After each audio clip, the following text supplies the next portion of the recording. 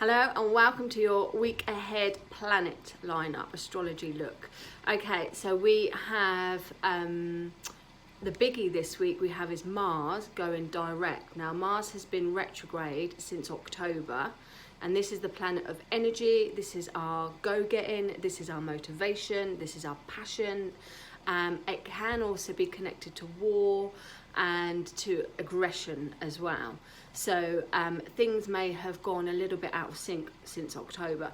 12th of January, so this week, it goes direct, which means we start to get more focus, we start to get our mojo back, we start to get back on it. So some of you might have been feeling like we've got the new year and we're all ready to get going with things and we're ready to like do this and do that, but actually I'll get up and go, never came back. And we didn't have that drive and that buzz that some normally get at New Year. So this could be your Mars placement. Now my Mars placement is in Aries, which is the sign that rules Mars, or Mars rules Aries. So I have that double get up and go when it's in direct. When it's in reverse, I have that double and I've been super because I've had that strep A, so I haven't been able to do anything up until today for the whole week. So I'm really looking forward to it going direct. So if you haven't had your mojo, if you've been feeling a bit flat, your drive is gone, then January the 12th, put it in your calendars, because that's the day that you can start to really get moving forward with your motivations, with your dreams, with your desires, with your passions, and things that you just want to drive forward in some way. We've also have Leo. The moon is in Leo today. It went in the moon yesterday. So over the weekend we had the full moon in Cancer. That was super emotional, super emotional. Cancer is a water sign. It's a very emotional and sensitive sign. So a full moon is emotional and sensitive anyway. So when it's in a sign like that, in a mother sign, it's going to be double or triple for some of you. So we're now moving from that into Leo, completely the opposite. This is a fun vibe. This is your inner child and also your creative energy. So up until tomorrow, you should be feeling a little bit more brighter, a little bit more lifted from that Cancer moon, and from any energies that are around you that could make you feel a little bit low. Again, hand in hand with that Mars energy, this lifts us for this week. So look, be playful, be creative.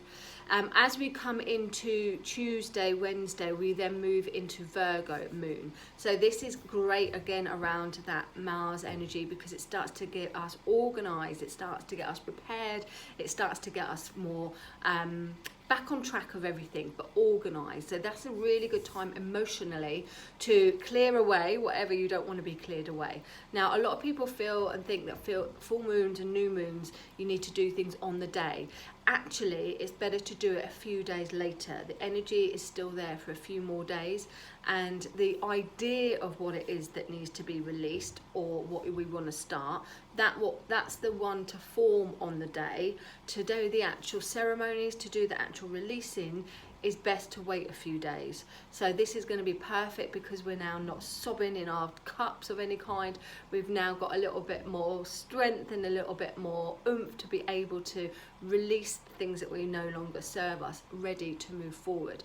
We're still in Mercury retrograde, so this is still a really good week to go back and check in on things, but check in on creative things at the beginning of the week with the Leo energy. Check in on your children, definitely, and checking in relationships as well. Leo rules the 5th house, so it's your fun part of relationships, or your flirty partnerships there. So check in with that, go back over things with that.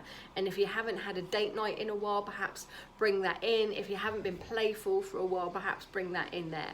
Or even with your children, perhaps you've been busy and you've not been able to do anything fun with them. Bring that energy in.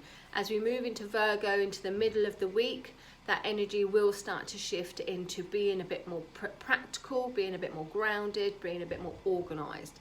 I must have had a tad of that yesterday, Saturday, Sunday, because I went in the kitchen for something and I ended up cleaning, like it is, I cleaned every single cupboard, even down to the cutlery drawer.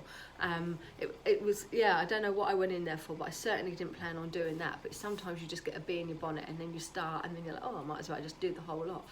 And it felt so good, and that's nice Virgo energy coming in there. So I was a bit ahead of myself. As we come to the end of the week, we then move into Libra's energy.